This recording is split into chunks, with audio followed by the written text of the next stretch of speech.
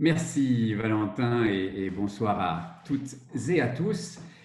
Quand Valentin m'a proposé de faire cette intervention, je lui ai fait trois remarques préliminaires. Alors je vais vous les faire à vous aussi. La première remarque, c'est que ceci n'est pas un cours, pas un cours de marketing avec beaucoup de concepts et de recherches comme pourrait le faire un professeur d'HEC ou de SCP. J'en suis totalement incapable. La deuxième remarque, c'est que ça n'est pas non plus une recette de cuisine.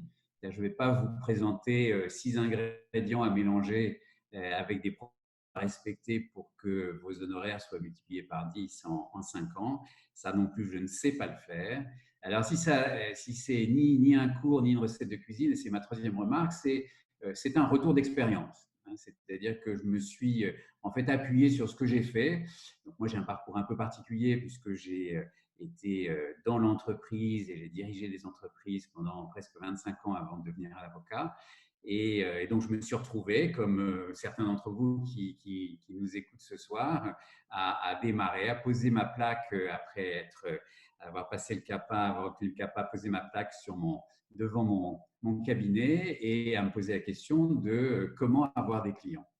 Et donc, ce que je vais vous présenter, c'est plutôt la façon dont je m'y suis pris. C'est clairement une espèce de post-rationalisation, parce que ce que je vais vous présenter en 6 étapes, je ne l'avais pas forcément conçu comme ça avant, mais quand je me retourne, je regarde un petit peu ce que j'ai fait, je me dis que finalement, ça peut se décomposer comme ça. Et donc, j'ai essayé de le modéliser un petit peu, mais vous verrez, j'essaierai de vous donner des exemples. Alors, des exemples qui sont basés sur ma propre expérience, qui bien entendu ne peut pas se dupliquer de façon identique pour chacun. Je pense qu'il y a des choses à prendre et il y a des choses qui ne peuvent pas être réutilisées. En revanche, je pense que la méthodologie, elle, adaptée à chacun, peut être utilisée. En tous les cas, c'est le pari que je fais. Donc voilà, ce n'est pas un cours, ce n'est pas une recette de cuisine, c'est un retour d'expérience. Et puis peut-être dernière remarque liminaire avant de démarrer complètement, c'est la première fois que je fais ça devant un écran. J'interviens beaucoup d'abord devant des tribunaux, devant des magistrats, devant des jurés, devant une cour d'assises. Je fais beaucoup de formations, mais à chaque fois, j'ai des gens en face de moi. J'ai des gens dont je vois les visages, dont je vois les mouvements, dont je peux comprendre qu'ils sont intéressés ou pas intéressés, adapter ou non ma façon de présenter. Là, c'est vrai que c'est assez déstabilisant d'être tout seul face à un écran et d'imaginer qu'il y a derrière, là, je vois déjà près de 70 personnes.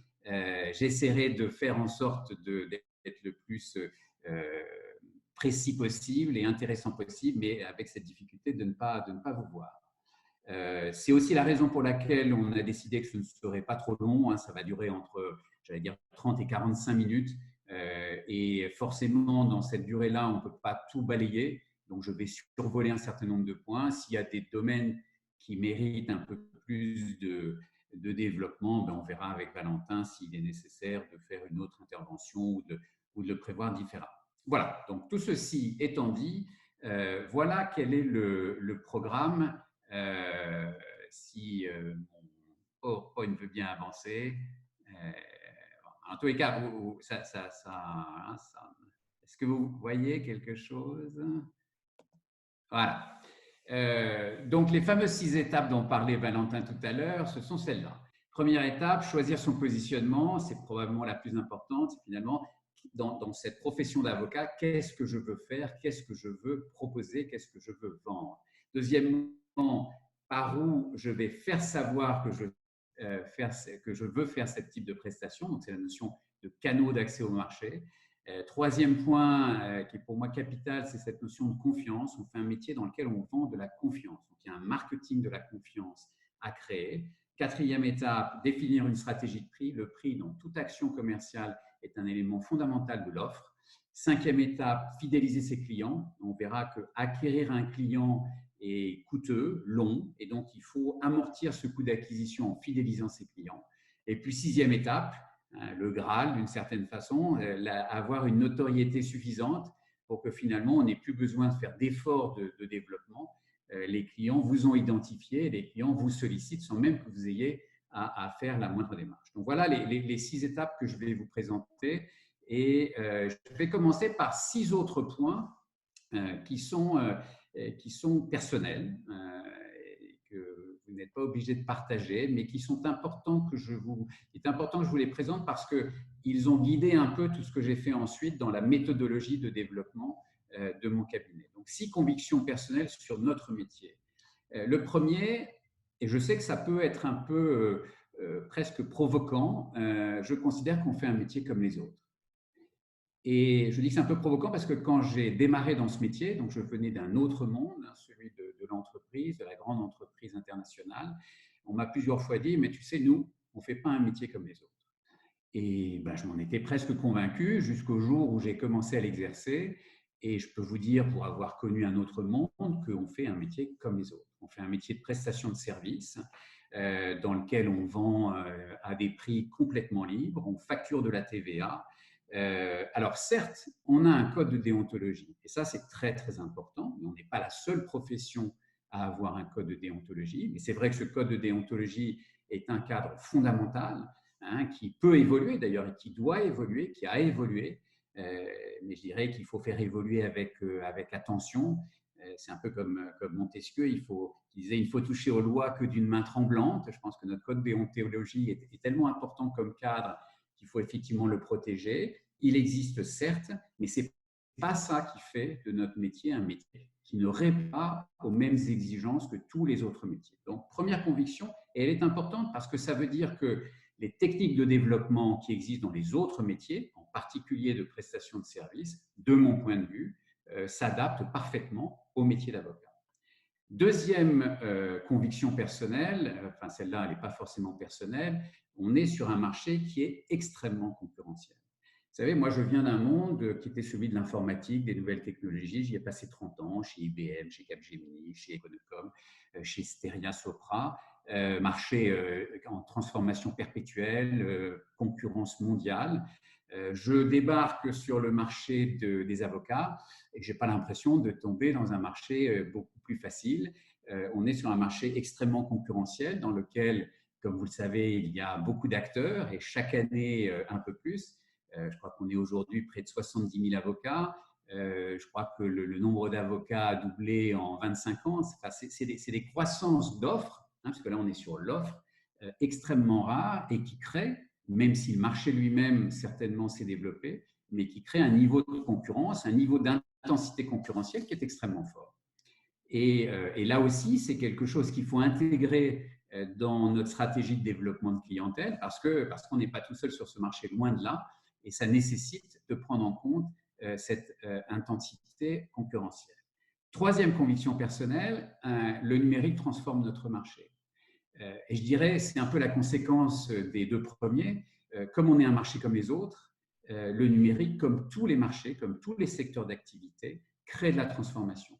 Il crée de la transformation parce qu'il va donner aux avocats des outils supplémentaires pour mieux faire leur métier. C'est tous ces outils maintenant de recherche jurisprudentielle en particulier qui sont extrêmement puissants. Mais il crée aussi de la transformation parce qu'il fait intervenir de nouveaux acteurs, des plateformes, des annuaires, un certain nombre de nouveaux acteurs qui vont prendre une position sur notre marché, à condition bien entendu d'en respecter les règles, mais dont on est obligé de tenir compte. On ne peut pas considérer qu'on va faire ce métier aujourd'hui comme on le faisait il y a 20 ans, et probablement on le fera demain différemment encore d'aujourd'hui. Le numérique crée une vraie transformation dans notre marché.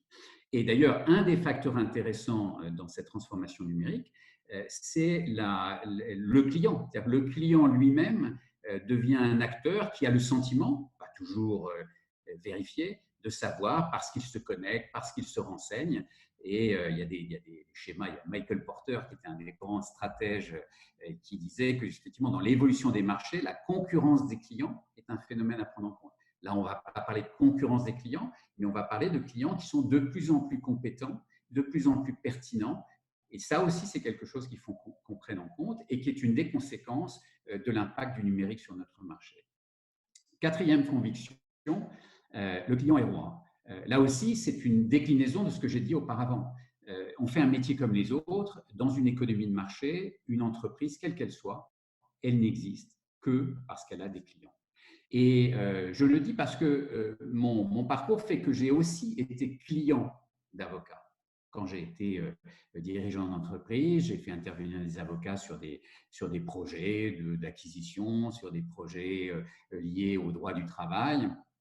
Et j'ai souvent été marqué par le fait que je trouvais que l'avocat avait une espèce de distance par rapport à son client que je ne comprenais pas, parce que justement, je considérais que, comme dans tous les métiers, le client doit être la personne qu'on écoute.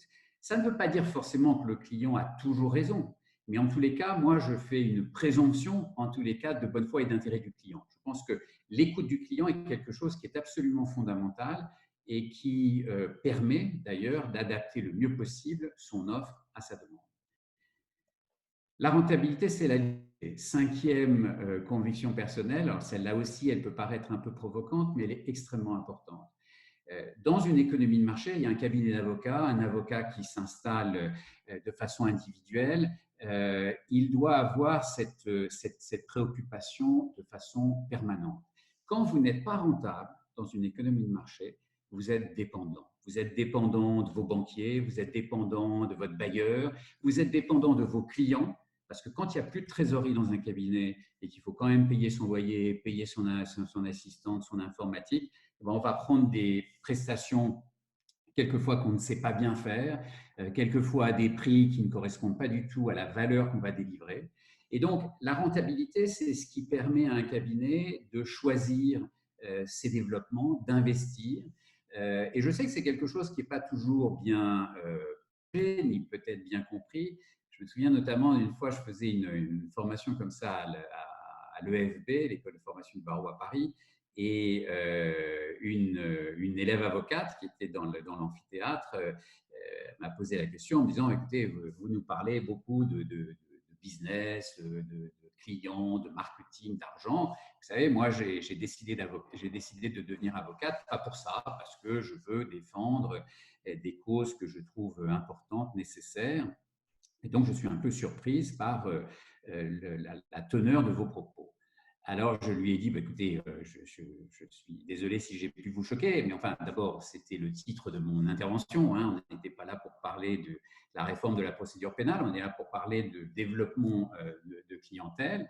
Et par ailleurs, mademoiselle, si vous voulez vraiment, et je trouve que c'est une mission parfaitement louable, défendre et assister et conseiller des bonnes causes, vous devez avoir un modèle économique qui vous permet de le faire, parce que sinon vous ne le ferez pas. J'ai moi dans mon cabinet, dans mon activité, une partie de mon activité qui est quasiment pas financée. Le plus gros dossier probablement sur lequel j'ai travaillé depuis que je suis installé, c'est un dossier pour lequel je n'ai quasiment pas été payé. J'ai défendu un homme qui était accusé de 5 crimes, 5 semaines d'audience au cours d'assises, pourvoi en cassation, requête devant la Cour européenne des droits de l'homme, assignation de l'État. J'ai passé des centaines d'heures sur ce dossier avec des visites en détention qui prennent énormément de temps, sans être quasiment payé. J'étais à l'aide juridictionnelle et je peux vous assurer que ce n'est pas grand-chose sur un dossier comme celui-là. Mais si j'ai pu faire ça, c'est parce que j'ai un modèle économique qui me permet de générer suffisamment de revenus pour pouvoir à la fois, bien sûr, couvrir mes coûts, mais me permettre ce type d'intervention. Donc, la rentabilité, ce n'est pas un gros mot, c'est quelque chose qui permet à l'avocat, comme à n'importe quel entrepreneur, de décider de son destin, d'investir là où il veut investir. Et donc, un des objectifs de ce dont on va parler aujourd'hui, c'est-à-dire l'acquisition client, c'est de permettre de générer ce revenu qui permet de dégager de la rentabilité. Et puis, dernière conviction personnelle sur ce domaine, c'est que la clé de la réussite, c'est le travail. J'ai plus de 30 ans d'expérience maintenant dans l'entreprise et 6 ans comme avocat. Je reste convaincu d'une seule chose, c'est que le travail est indispensable. Comme dans tous les domaines, il y a des gens qui sont un peu plus doués que d'autres, hein, que ce soit au foot ou comme avocat, mais la réalité, c'est que ceux qui réussissent, c'est d'abord ceux qui travaillent. Donc la clé de la réussite, c'est le travail, mais ça n'est pas suffisant. Je ne pense pas qu'on puisse réussir si on n'est pas compétent. Vraiment, je ne pense pas. Certaines personnes imaginent qu'en faisant beaucoup de marketing, de ceci, de cela, on réussit même si on n'est pas compétent. Je ne crois pas à ça. Je pense qu'à un moment, la réalité vous rattrape et si vous n'êtes pas compétent, vous disparaissez du marché. La mauvaise nouvelle, c'est qu'on peut être compétent et échouer. Parce que la compétence, dans un marché très concurrentiel, n'est pas suffisante.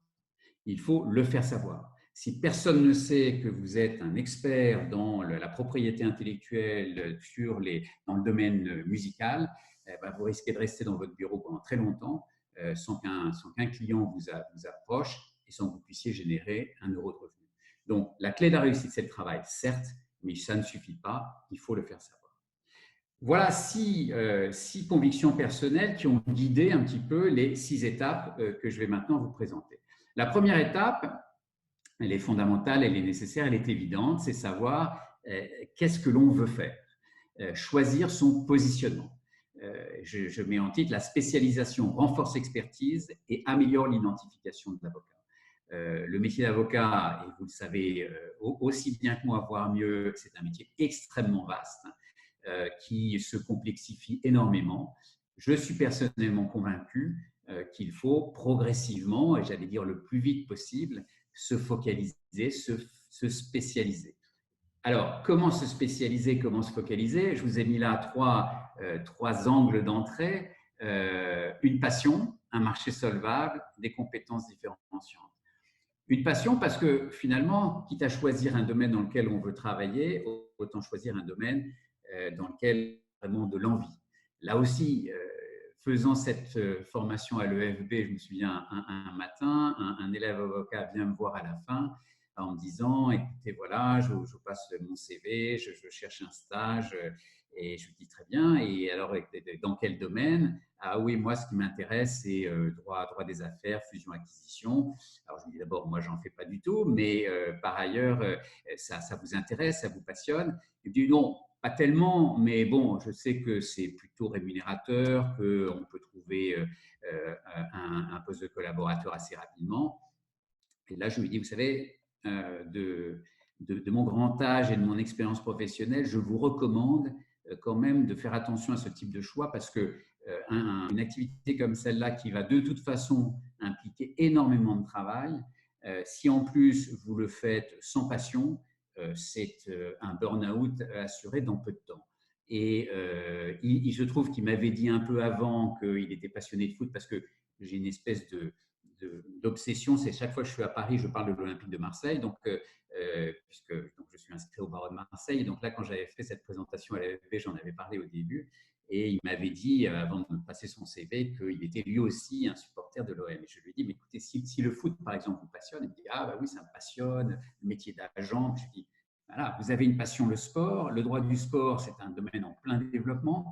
Par ailleurs, vous pourriez même être agent et avocat. Essayez de trouver quand même une cohérence entre ce qui vous passionne et la focalisation que vous allez choisir. Donc, un angle de choix, c'est la passion. Un marché solvable, c'est clair que si vous êtes passionné par les voitures à cheval, aujourd'hui, le marché du droit dans les voitures à cheval est relativement limité, donc il vaut quand même mieux qu'il y ait un marché en face. Et des compétences différenciantes, parce que dans un marché extrêmement concurrentiel, c'est vrai qu'on a toujours intérêt à être un petit peu différent des autres pour pouvoir attirer. Là aussi, mon expérience personnelle, c'est quoi? Moi, j'ai toujours été passionné par le pénal. Si j'ai décidé de devenir avocat, c'est pour faire du pénal et que du pénal. Il n'y a que ça qui m'intéresse. Mais arrivant à 50 ans à l'université, à 55 ans ayant prêté serment, après 30 ans dans l'entreprise, avec un diplôme d'ingénieur de l'école centrale en physique nucléaire, c'est clair que je n'étais pas du tout identifié, pertinent, légitime pour faire du pénal général, du pénal de droit commun. Et donc, je me suis dit finalement, là où je suis différenciant, c'est parce que je connais le monde de l'entreprise, parce que j'y ai passé 30 ans, parce que je sais comment ça marche, parce que je sais comment on décide, parce que je connais les architectures de délégation de pouvoir, un certain nombre de choses. Et donc, j'ai décidé, moi, de me spécialiser en pénal des affaires. Et aujourd'hui, je vois tous les effets positifs de cette spécialisation. Par ailleurs, je rappelle sur le slide là qu'il y a des possibilités aujourd'hui de faire reconnaître ces spécialisations. Le CNB a mis en place un système, il y a 26 mentions de spécialisation, et ça c'est une façon encore plus formelle de faire reconnaître par le marché cette compétence. vous verrez, si vous le savez peut-être, mais si ça vous intéresse, vous allez sur le site du CNV, ils expliquent assez bien comment le faire. Il faut avoir une expérience d'au moins 4 ans. Il y a un dossier, il y a un jury devant lequel on passe avec une petite épreuve d'1 heure. Et ensuite, on peut bénéficier de cette spécialisation dont on peut bien entendu, auquel on peut bien entendu faire référence dans son papier en tête, dans son site web, et ainsi de suite. Donc, cette notion de focalisation, elle est vraiment très importante. Ensuite, je dirais de façon plus qui découle de ça, est-ce qu'on veut faire du conseil, est-ce qu'on veut faire du contentieux, est-ce qu'on veut avoir des clients personnes physiques, des clients personnes morales. Par exemple, dans mon cas, moi qui fais du pénal des affaires, qui est déjà une forme de spécialisation, j'ai aussi, après réflexion, décidé de me focaliser sur les entreprises de taille intermédiaire. Pourquoi pas les très grands groupes que je connais bien, puisque c'est le monde dont je viens, c'est, je dirais, les gens que je connais travaillent plutôt dans des grandes sociétés internationales, mais je sais aussi que ces grandes sociétés internationales vont plutôt chercher des grands cabinets d'avocats internationaux avec une bande passante, une capacité de mobiliser beaucoup d'avocats sur des missions importantes que je ne suis pas capable de faire. Et donc, par réflexion, par raisonnement, j'ai décidé de me focaliser sur cette catégorie d'entreprises et aujourd'hui, je n'ai qu'à m'en féliciter. Voilà, donc premier axe très important, qu'est-ce que l'on veut faire? Choisir son positionnement. Deuxième axe, alors je vous ai mis cette diapo que j'avais oubliée, Toupie ou Diabolo, c'est quelque chose que j'ai beaucoup utilisé dans ma vie précédente. En gros, qu'est-ce que ça veut dire? C'est qu'il faut une stratégie en diabolo. C'est-à-dire que si vous voulez, sur un marché, il ne faut surtout pas être moyen en tout. Ça, c'est la toupie. Vous êtes au milieu et vous êtes moyen en tout. Il faut être pointu, c'est-à-dire soit vous êtes sur le haut du diabolo, vous êtes un cabinet avec une prestation à haute valeur ajoutée, avec beaucoup d'expertise que vous pouvez vendre cher, soit vous pouvez être en bas du diabolo avec une approche beaucoup plus en masse, avec des prix et des coûts qui s'adaptent. Et la pire des stratégies, c'est toujours d'être au milieu, d'être le généraliste qui est à la fois trop cher par rapport aux prestations à faible valeur et pas assez expérimenté sur des prestations à fort niveau d'expertise. Donc voilà, Toupie ou Diabolo, j'avais oublié cette diapo. Deuxième étape, sélectionner ces canaux d'accès au marché. Parce qu'à partir du moment où vous avez choisi ce que vous voulez vendre, à qui vous voulez le vendre, maintenant il faut trouver le tuyau qui va relier vos compétences à ceux qui sont susceptibles de vous l'acheter. Et là, je dirais, chacun va définir quel est le bon mix de canaux qu'il va choisir. Je vous en ai mis à l'écran un certain nombre.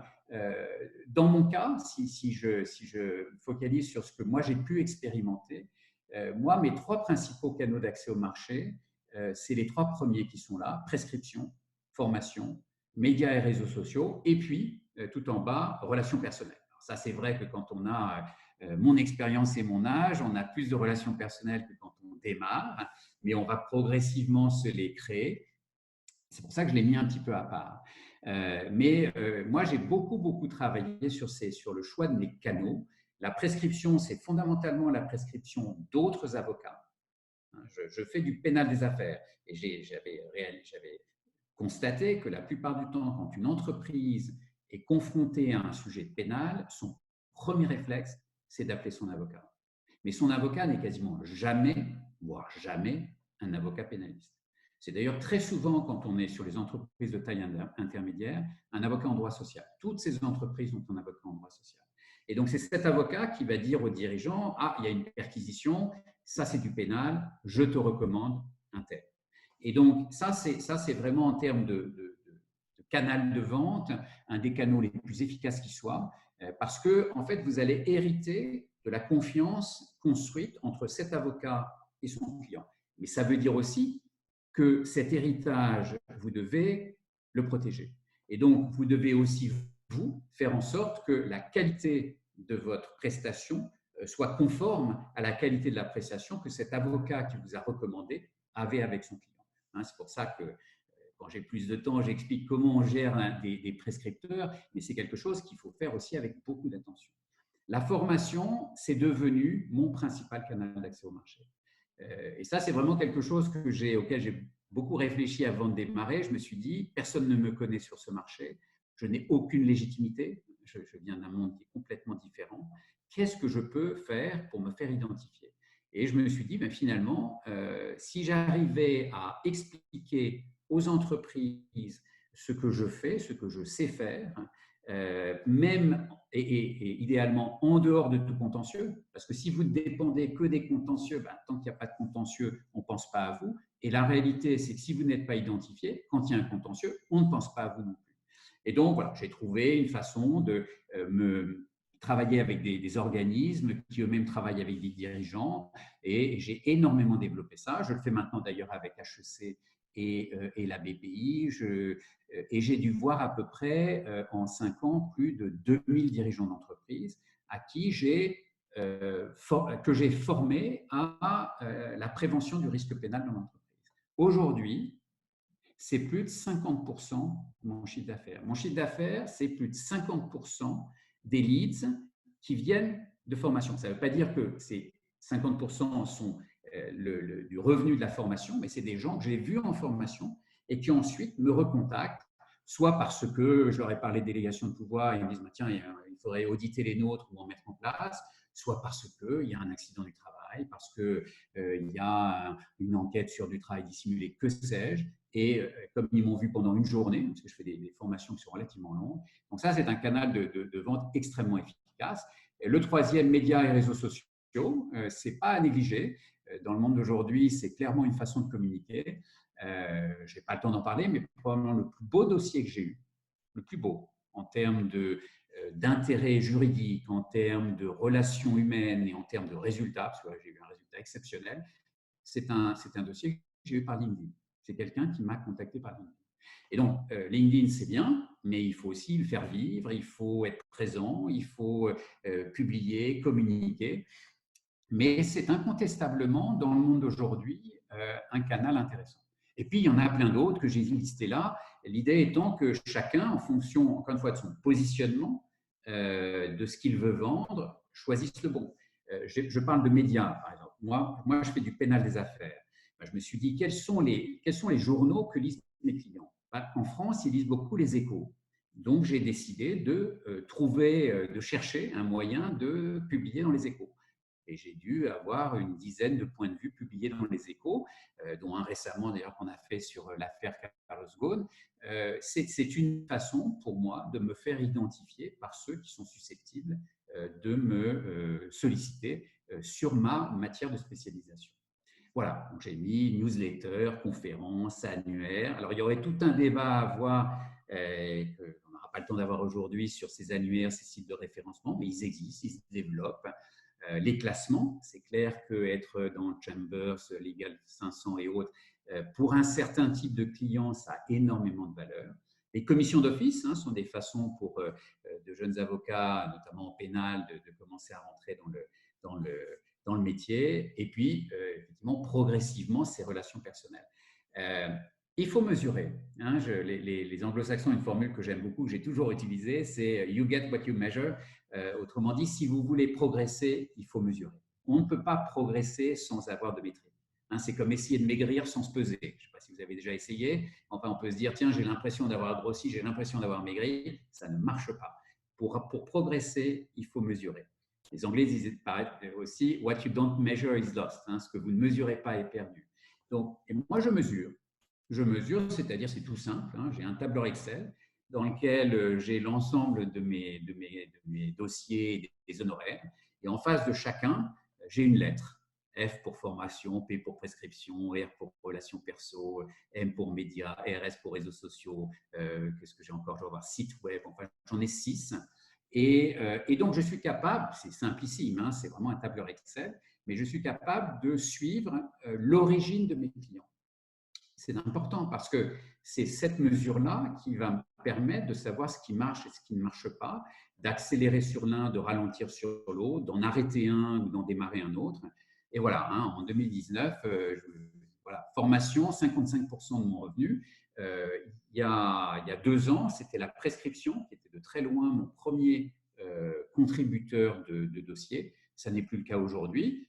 Non pas parce que j'ai moins de dossiers de prescription, mais en volume, la formation a énormément augmenté. Donc, you get what you measure, mesurer la performance de ces canaux, les choisir et les piloter. Et puis, dans une action de vente, l'idée, c'est d'être proactif, c'est-à-dire de ne pas simplement rester derrière son téléphone ou son bureau, trouver des moyens de créer du contact avec des clients potentiels. C'est cette zone de contact qui va créer l'opportunité. Donc, première étape, choisir son marché. Deuxième étape, sélectionner ses canaux d'accès au marché. Et puis, troisième étape, vendre. On a choisi là ce qu'on voulait faire. On a trouvé le tuyau pour être en contact avec celui qui est susceptible de l'acheter. Et là, je voulais insister sur ce point-là. La particularité de notre métier, mais c'est la particularité de tous les métiers de prestation de services, ce sont des prestations de services intellectuels, ce sont des métiers où on vend quelque chose que l'on va faire. On ne vend pas un produit fini. Si aujourd'hui vous voulez acheter une voiture, un téléphone portable, vous pouvez l'essayer. Vous pouvez même prendre la voiture et faire un tour avec. Quand vous choisissez un avocat, vous allez choisir quelqu'un qui vous promet de faire quelque chose. Et c'est une décision importante. J'ai été client d'avocat, je vous mets en troisième point. Pour le client, le choix de son avocat est une décision lourde de conséquences. Quand vous choisissez un avocat comme ce monsieur qui me contacte sur LinkedIn parce qu'il a reçu une ordonnance de mise en accusation devant la cour d'assises et qui risque 20 ans d'emprisonnement, ce choix d'avocat, il est hyper structurant. Et finalement, il va le choisir sans savoir ce qu'il va faire, puisque ce qu'il va faire, il va le construire après son choix. Et donc, l'acte d'achat va beaucoup se baser sur la confiance, sur le sentiment que vous allez générer vis-à-vis de ce client dans votre capacité à réaliser la promesse que vous lui faites. Et ce marketing de la confiance, il est extrêmement important.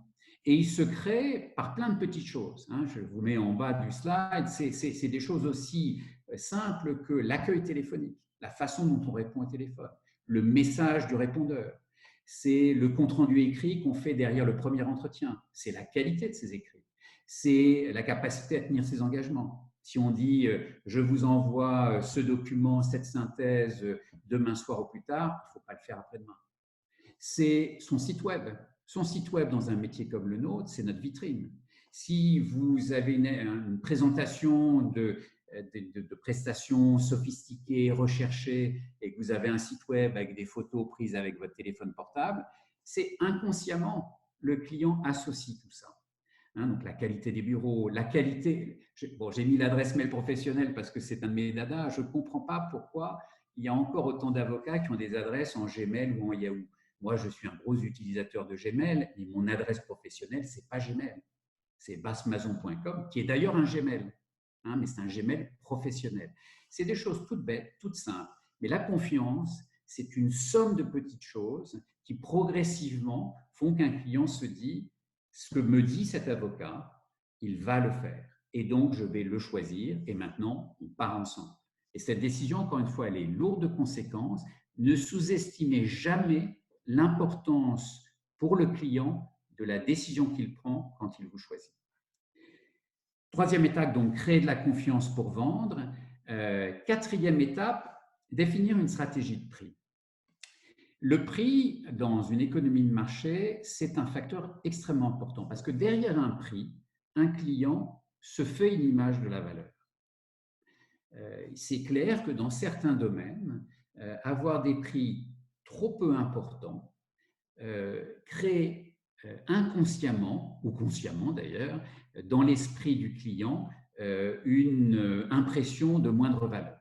Donc le prix est un facteur de vente important, il doit refléter la valeur ajoutée et non pas les coûts à couvrir. C'est fini ça. Aujourd'hui, on ne raisonne pas en disant j'ai un bureau qui me coûte tant, j'ai tant de DF, tant d'assurance, tant de secrétaire, ceci, je veux faire X% de marge, donc voilà mon prix.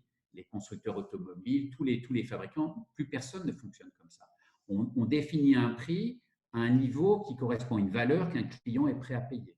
Donc, si vous faites des prestations de grande valeur, qui nécessitent de la recherche, qui nécessitent de l'expérience, ça doit se retrouver dans votre prix. N'ayez jamais honte de votre prix. Quand j'étais directeur général de Capgemini, j'avais fait monter un séminaire pour les vendeurs. On avait 300 vendeurs. J'avais appelé ça la fierté du prix. C'est-à-dire, soyez fiers de prix importants parce que ces prix importants, derrière, c'est de la valeur. Et cette valeur, elle est réelle. Elle est réelle. Cette valeur, ce prix, va vous permettre de trouver le bon modèle économique. Hein, je le rappelais tout à l'heure, la rentabilité, c'est la liberté. Là aussi, sur la notion de business model, de modèle économique, on pourrait passer une journée. Mais en gros, qu'est-ce que c'est qu'un modèle économique? C'est un modèle de revenus et de coûts. Hein, ce n'est pas simplement un modèle de revenus, un modèle de revenus et de coûts qui permet à une entité de dégager une marge suffisante pour continuer à se développer, pour continuer à recruter, pour continuer à investir, à former. C'est ça le bon modèle économique.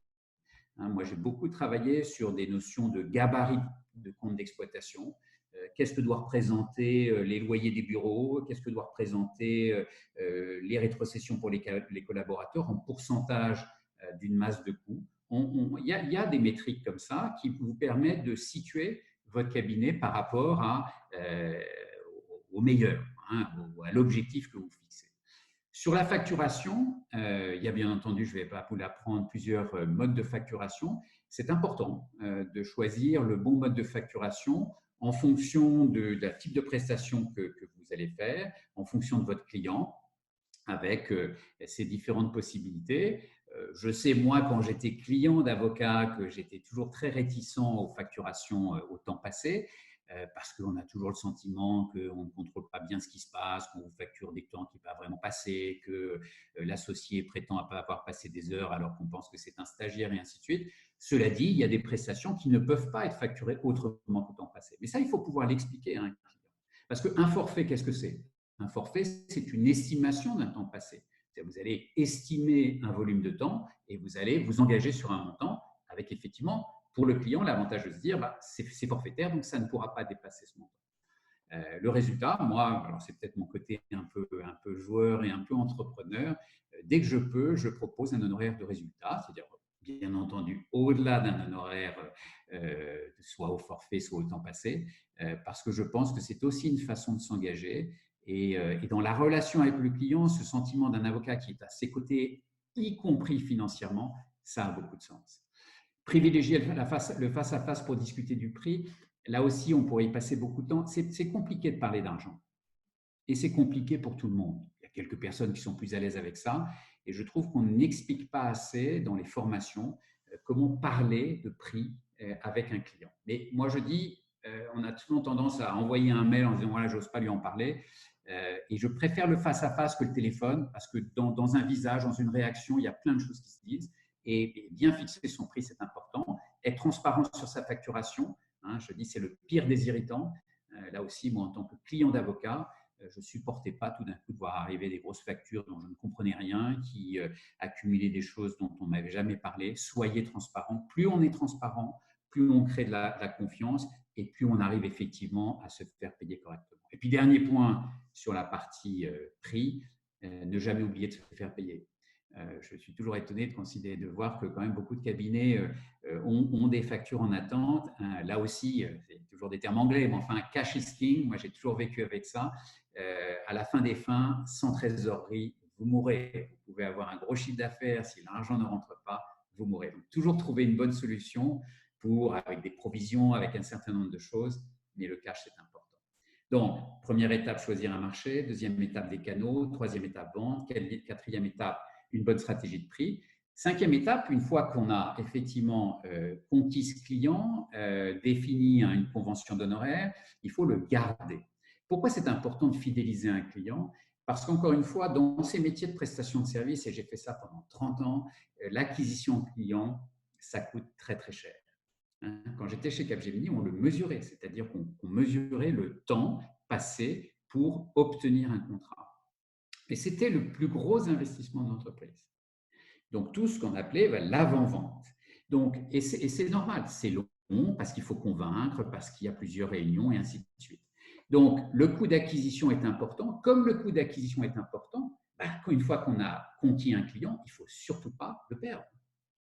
Et je suis toujours étonné quelquefois par le fait qu'une fois avoir fait tout ce travail pour conquérir le client, on se comporte d'une façon qui va faire réagir le client au point quelquefois de vous abandonner. Donc, le coût d'acquisition est important, il faut le fidéliser. Pour fidéliser un client, il y a des moyens nombreux, mais un des premiers moyens, c'est de lui parler. Moi, j'ai été client d'avocat, je vous le disais tout à l'heure, y compris à titre personnel, puisque pour ceux qui ont écouté le podcast de Valentin, en tant que directeur général d'entreprise, j'ai été placé en garde à vue, perquisitionné, interrogé par un juge d'instruction. Donc, dans une très grosse instruction pénale qui a duré 8 ans, qui s'est terminée par un non-lieu. Donc, j'ai vécu avec un avocat. Mais pendant qu'il m'arrivait pendant 3 mois d'avoir aucune nouvelle. Les gens qui font ce métier disent, mais 3 mois, c'est normal, il ne s'est rien passé dans ton instruction. Oui, mais vous le savez, parce que vous êtes avocat. Mais votre client qui, pour la première fois de sa vie, peut-être la seule fois de sa vie, va être confronté à la justice pénale, là en l'occurrence, lui, il ne le sait pas. Et donc, quand vous ne l'appelez pas pendant 3 mois, sa réaction naturelle, c'était la mienne, c'est de dire, il ne s'occupe pas de moi. Et donc, mon dossier n'est pas important pour lui. Et donc, moi, je me suis vraiment fixé cet objectif et j'ai un petit tableur là aussi où je me donne des objectifs de rappeler régulièrement des clients, même si je n'ai rien à leur dire. Simplement pour leur dire, bah, écoutez, il ne s'est rien passé. Ou je suis allé voir le juge d'instruction, il n'y a rien de nouveau. C'est important. Cette relation-là, c'est celle qui bâtit la confiance. L'informer en temps réel, lui expliquer la procédure. On est en face de gens, très souvent, qui ne connaissent pas ce monde-là. Et moi, encore une fois, je l'ai vécu à 100%. Projeté dans une instruction pénale, sans rien comprendre, même au basique du vocabulaire de ce monde-là. Donc, fidéliser un client, c'est de la proximité, c'est de l'écoute, c'est de la pédagogie, lui expliquer, être en contact avec lui. Et puis enfin, dernière étape, et puis j'aurai terminé, créer de la notoriété. Pour créer de la notoriété, il faut avoir fait tout ce qui est auparavant. Parce que la notoriété, elle se construit sur des succès, elle se construit sur des dossiers. On ne devient pas un avocat réputé du jour au lendemain. Et d'ailleurs, je dis souvent, moi, je ne sais pas si j'arriverai avant d'arrêter ce métier, puisque je l'ai démarré très tard, à ce stade-là. Mais pour les jeunes avocats ou les avocats qui nous écoutent, vous devez avoir cet objectif. C'est un bel objectif de devenir une des références de votre secteur.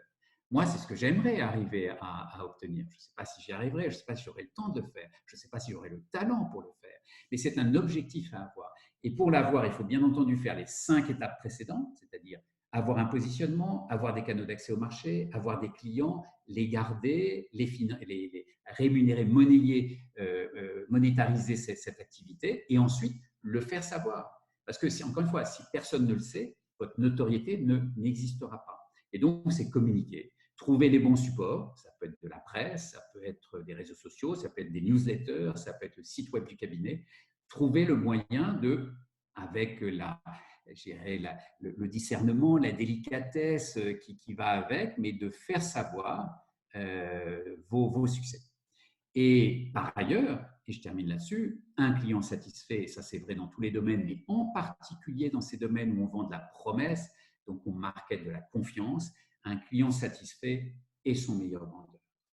Voilà, donc si je résume, j'arrive au bout des 45 minutes, les 6 étapes, choisir son positionnement, l'étape fondamentale. Alors, on peut le choisir dès qu'on sort de l'école des avocats ou 3, 4, 5 ans après. Ce n'est pas toujours évident de savoir ce qu'on veut faire, mais il faut y arriver. Sélectionner ses canaux d'accès, construire de la confiance, définir une stratégie de prix, fidéliser dans le temps ses clients et créer de la notoriété. Voilà. Ce que je voulais peut-être juste dire en terminant, c'est que moi, je fais ce métier depuis 6 ans. J'ai prêté serment exactement le 18 janvier 2014. Je le trouve extraordinaire. Je dis souvent, c'est le plus beau métier du monde. En tous les cas, pour moi, c'est le plus beau métier du monde. J'ai un peu cette passion des nouveaux convertis, puisque je suis un nouveau converti. C'est un métier qui me permet des rencontres humaines exceptionnelles avec des clients, avec des confrères, avec des magistrats, qui me permet de travailler sur des dossiers complexes. Moi, j'aime la complexité. J'ai fait de la recherche en physique quantique. Et dans le raisonnement juridique, il peut avoir une subtilité, moi, qui me passionne.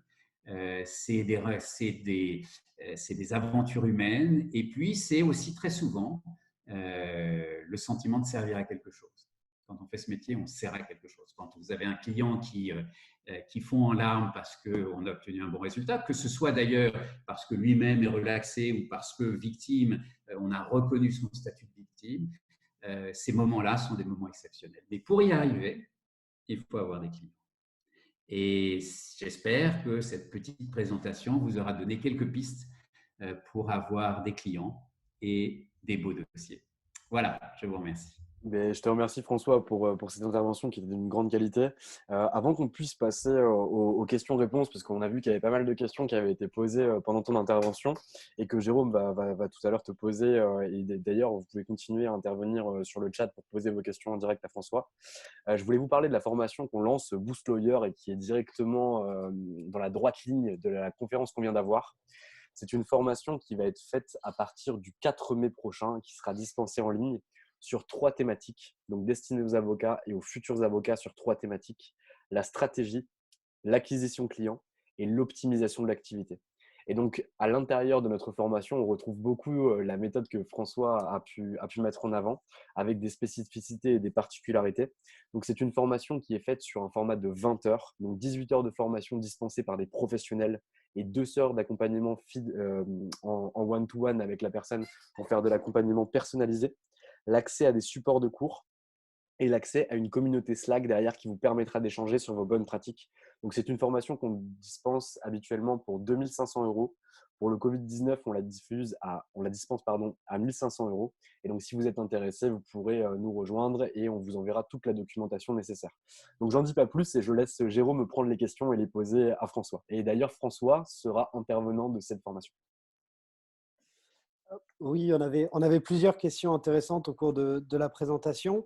On avait plusieurs personnes qui se posaient notamment des questions au niveau du démarrage d'une activité de cabinet d'avocat et qui se demandaient par rapport notamment au positionnement que vous décriviez, donc un positionnement précis, si ce n'était pas réducteur au départ quand on commençait l'activité d'avoir un positionnement précis, dans le sens où est-ce qu'on ne rate pas finalement des opportunités business en choisissant un positionnement précis? Oui, c'est très pertinent. Je pense que quand on démarre dans cette profession et qu'on a 25 ou 26 ans, comme la plupart des avocats, je recommanderais même d'avoir une période où on est relativement généraliste. Je pense par ailleurs que pour bien exercer ce métier, même si à terme on est très pointu, il faut quand même maîtriser les grandes bases de l'ensemble du droit. Et donc, oui, je recommande de le faire. Je pense aussi qu'on ne sait pas forcément quand on démarre dans la profession dans quel domaine on veut se spécialiser. Moi, j'ai fait un stage, je me souviens, dans un cabinet où il y avait un avocat qui était hyper spécialisé, passionné par le droit des assurances. Et je lui avais demandé, mais qu'est-ce qui t'a amené à faire ça? Il me dit, bah voilà, j'ai eu un super dossier là-dessus, je connaissais rien, je me suis passionné, j'en ai eu un autre, et il est devenu de plus en plus pointu, de plus en plus expert, et est devenu de plus en plus recherché sur le marché. Donc, c'est un petit peu l'opportunité qui a créé la spécialisation.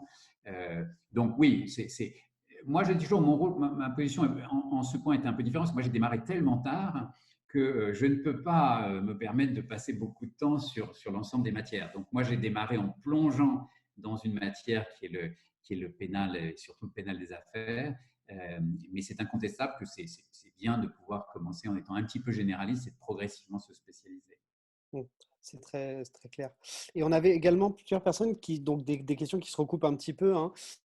D'une part, on nous demandait justement toujours dans ce démarrage d'activité, lorsqu'on débute dans le métier, quels canaux privilégier.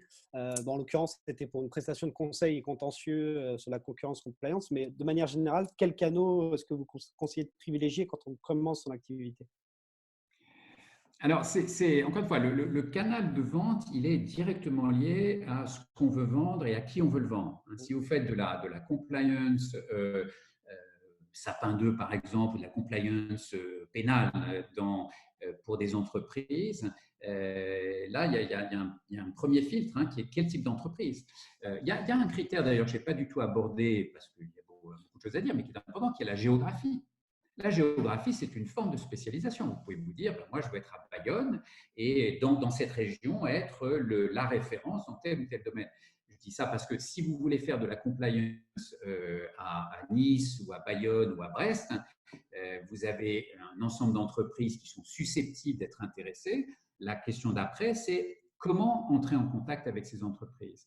Alors, il y a plein de façons de le faire. Ça peut être via des chambres de commerce, via des centres de jeunes dirigeants, via des conférences, des séminaires. Moi, j'ai toujours considéré que la prescription était un canal vraiment intéressant parce que la prescription, c'est d'abord vous parler à des confrères. Donc, vous avez peut-être plus de facilité à les connaître. Vous avez fait des stages, c'est vos amis, donc vous les connaissez. L'intérêt de la prescription, c'est que au lieu d'aller voir 100 entreprises, si vous allez voir 5 cabinets d'avocats qui eux-mêmes sont en contact avec ces 100 entreprises, ça génère 5 contacts. C'est quand même beaucoup plus facile que d'aller voir les 100 entreprises. Donc, si je devais donner un axe à privilégier, encore une fois, tout est question tout est du sur-mesure, je mettrais en avant la prescription probablement comme premier canal à explorer. Ouais, c'est très clair. En fait, les canaux d'acquisition dépendent fortement, comme vous l'avez bien dit d'ailleurs, du positionnement de départ. Exactement. Si vous voulez faire du droit des assurances, du droit de la famille, du droit de la propriété intellectuelle, c'est ça qui doit guider le choix du canal. Si vous êtes un spécialiste de la propriété intellectuelle dans le rap en France, c'est un segment, ça c'est un vrai segment, il faut trouver le moyen d'être en contact avec ces groupes de musique. C'est la cible qui va vous indiquer le bon canal. C'est très clair. Et justement, par rapport à ces canaux d'acquisition, en particulier la prescription, on avait des gens qui se demandaient la compatibilité en fait, de ces canaux, que sont la prescription ou encore la formation gratuite, avec les règles déontologiques que doivent appliquer les avocats. La prescription peut supposer d'avoir des partenariats. Comment est-ce qu'on gère un peu cette complexité vis-à-vis des règles déontologiques? Alors, la prescription, pour moi, c'est vraiment de la prescription. Ça veut dire quoi? Ça veut dire qu'un autre professionnel va vous recommander. C'est ça la prescription.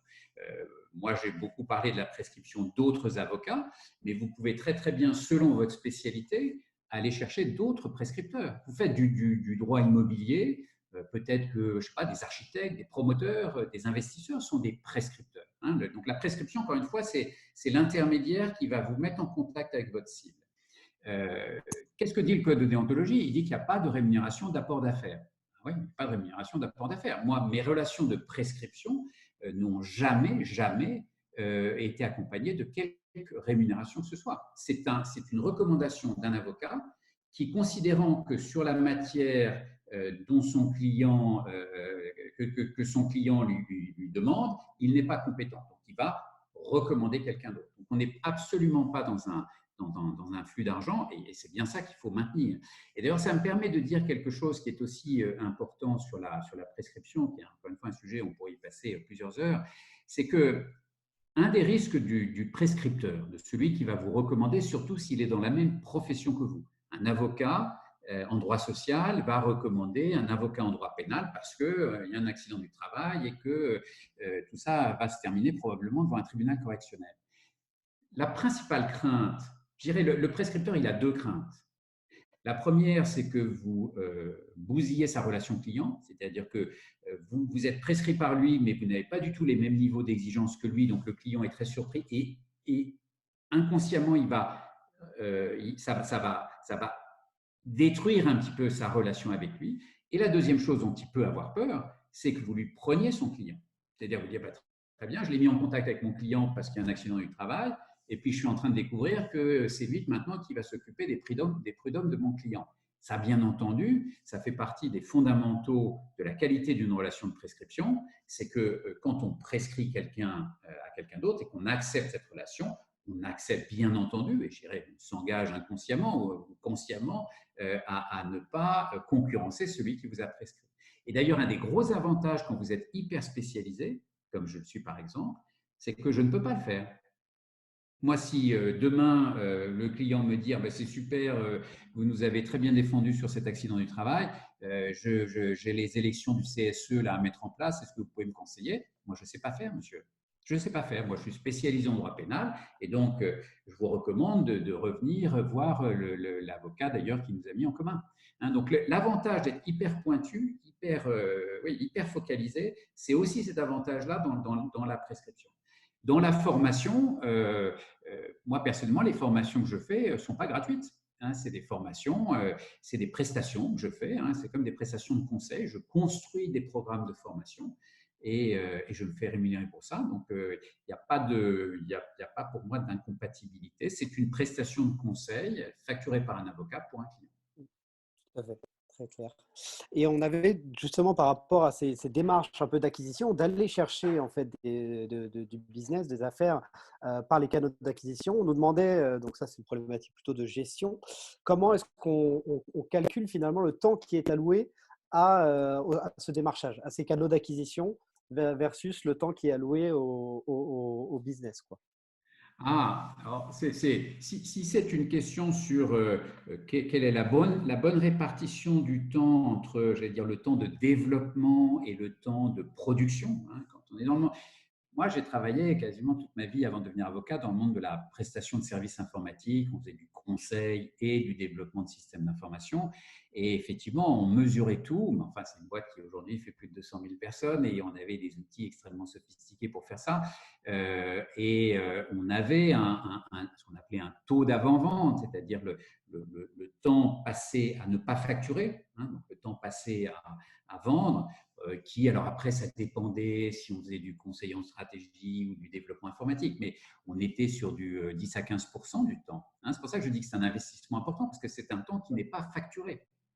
Mais je ne saurais pas donner une métrique parfaite pour démarrer. La réalité, c'est qu'au début, je vais être très franc, ça doit être une partie très importante, puisque c'est cette partie-là qui va vous permettre d'acquérir le client.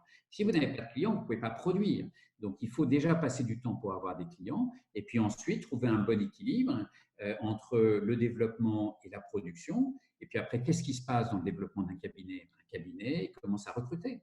Des collaborateurs deviennent associés. Qu'est-ce que c'est qu'un associé? Un associé, c'est un avocat qui est capable d'aller justement développer des nouveaux clients, créer des nouveaux dossiers. Et donc, progressivement, il y a une répartition qui va se faire entre ceux qui développent, ceux qui produisent, avec cette particularité dans ce métier, mais qui est aussi vrai dans le métier du conseil, c'est qu'on ne peut pas être simplement un vendeur. Hein, dans ces métiers-là, votre crédibilité en tant que développeur, en tant qu'associé, c'est que vous êtes aussi quelqu'un qui connaissait parfaitement la matière, qui est capable de rédiger des conclusions si nécessaire, de plaider un dossier si nécessaire. Hein, donc voilà, donc c'est la répartition, elle se crée, j'allais dire, en avançant, mais elle est forcément plus importante au début puisqu'on va constituer sa base de clients. Bien sûr. En avançant et en mesurant, enfin, c'est quelque chose aussi qu'on aborde dans la formation qu'on propose. C'est-à-dire qu'aujourd'hui, l'idéal étant de mesurer les stratégies d'acquisition des différents canaux. C'est-à-dire que si vous savez qu'il vous faut 100 contacts pour avoir 2 clients, vous savez à peu près chiffrer la valeur d'un contact, donc vous pouvez mesurer aussi votre temps. Ok. Il faut mesurer pour progresser. Voilà. Après, il faut trouver, il ne faut pas non plus rentrer dans des cheveux coupés en quatre, parce qu'au bout d'un moment, ça aussi, j'ai connu ces travers-là, on veut tellement tout mesurer dans tous les sens que ça n'a plus aucun sens. Il faut trouver quelques métriques importantes, pertinentes. Je vous dis, moi, je fais ça sur un tableur Excel, hein, donc c'est quand même extrêmement simple. Mais ne rien mesurer, pour le coup, c'est une recette pour échouer. Parce que quand on ne mesure pas, on ne peut pas progresser. C'est la mesure qui vous permet de progresser. Donc, il faut trouver les bons métriques à mesurer, les suivre, en tenir compte, et puis mesurer à chaque fois la progression. Très clair. Bon, on va rentrer dans les dernières questions, peut-être, parce qu'on ne va pas prendre trop de temps à François. Donc, n'hésitez pas à poser vos dernières questions sur le chat pour qu'on puisse les poser. On avait Christophe notamment qui nous demandait si vous aviez une répartition. Avez-vous une stratégie en ligne de vos programmes de formation? Dans l'affirmative, quel est le ratio off et online? Est-ce que vous avez une répartition online et offline de vos programmes de formation? C'est une bonne question, mais alors la répartition, c'est 0-100. Moi, je fais que du présentiel, sauf aujourd'hui, ce que je disais tout à l'heure, c'est la première fois que je fais ça, et avec cette immense frustration de ne voir personne. Mais non, moi, je fais vraiment que du présentiel. Je pense que sur des durées longues, parce que moi, j'essaye de faire des choses qui permettent de créer une relation, de créer de l'interaction, d'aller au paperboard et de faire des schémas, de faire des études de cas, des choses comme ça. J'ai beaucoup travaillé sur toutes ces formations et sur leur contenu, et ça ne passerait pas bien en online. Donc moi, je fais que du présentiel. D'accord. Et on a également Mathieu qui nous pose une question, alors liée là encore au positionnement, qui nous demande comment, notamment quand on commence, hein, fixer le montant de ses honoraires. Vous avez dit comment ne pas faire, mais finalement, est-ce qu'il y a de méthode pour fixer le montant de ses honoraires? Ouais, c'est difficile. C'est là où je dirais, la proximité d'autres avocats est importante, hein. Je pense que je suis pas là pour dire est-ce qu'on peut démarrer tout seul en ayant le CAPA ou est-ce qu'il faut nécessairement travailler dans un cabinet. Personnellement, je trouve ce métier tellement complexe que je trouve que c'est difficile de démarrer tout seul en se mettant à son compte immédiatement. Et justement, l'intérêt d'être collaborateur dans un cabinet, c'est la proximité d'autres avocats plus expérimentés qui vont typiquement être capables de répondre à ce type de questions. Ce sont des questions complexes, hein. À combien je vends? Moi, je suis un vieux monsieur, mais je suis un jeune avocat et je passe mon temps à poser des questions à mon associé, qui est un avocat exceptionnel, qui s'appelle Christophe Haas, qui est très expérimenté.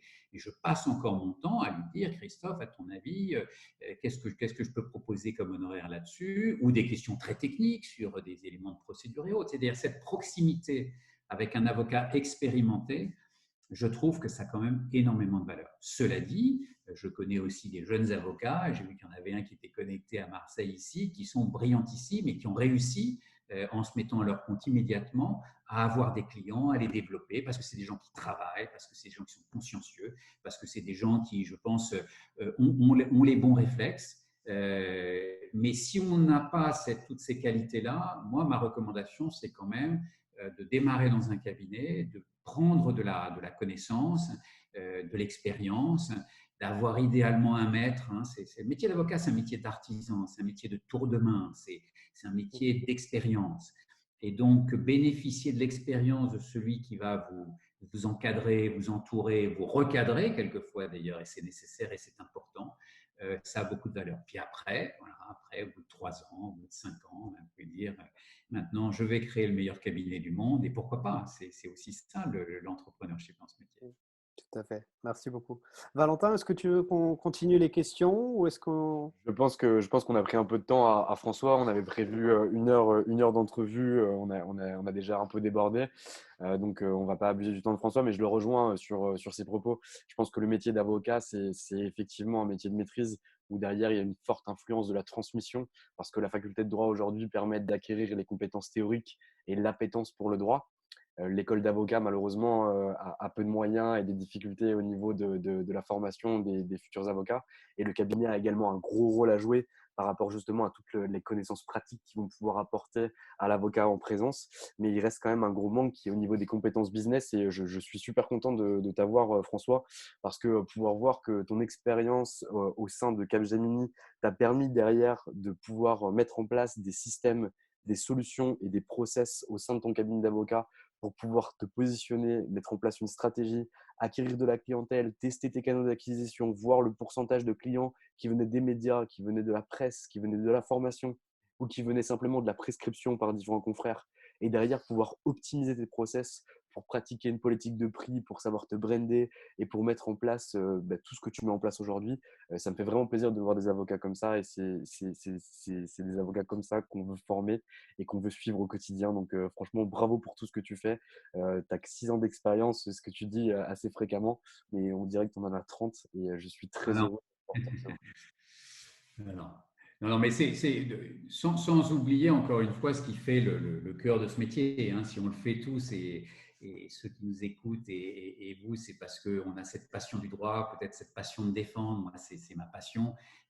Mais ce que je veux dire, c'est que ce n'est pas suffisant. Moi, je suis souvent surpris par des avocats qui sont déçus parce qu'ils ont cette passion, ils ont cette envie, ce feu. Et puis, ils disent, mais j'ai pas de dossier, les dossiers ne sont pas intéressants, les clients ne payent pas.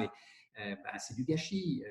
Cette passion, elle a de la valeur, cette passion, elle peut s'exprimer. Mais simplement, il faut un peu le travailler, ça ne vient pas tout seul. Il y a encore trop souvent l'image que ce métier, c'est un métier de notable où le téléphone sonne et les clients font la queue dans le couloir. Non, c'est plus ça depuis très longtemps.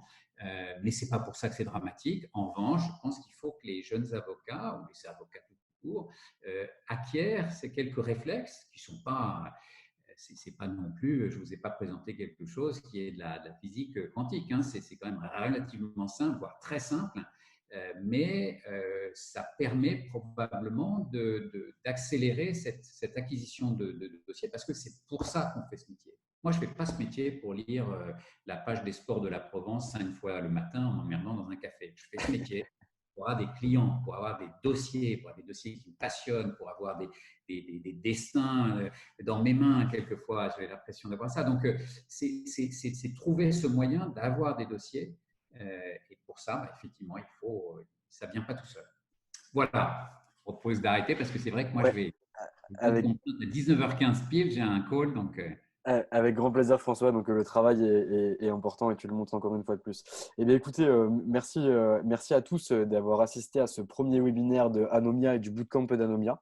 On reste disponible, donc vous pouvez nous contacter sur notre adresse mail contact@anomia.fr ou aller voir nos différents sites internet. Merci beaucoup, François, pour ton intervention qui se reproduira du coup dans la formation Boost Lawyer qui commence à partir du 4 mai prochain. Et j'espère que cette formation vous a plu. On vous enverra un petit mail après la formation pour savoir ce que vous en avez pensé, ce que vous avez retenu et derrière pour vous présenter un petit peu notre formation.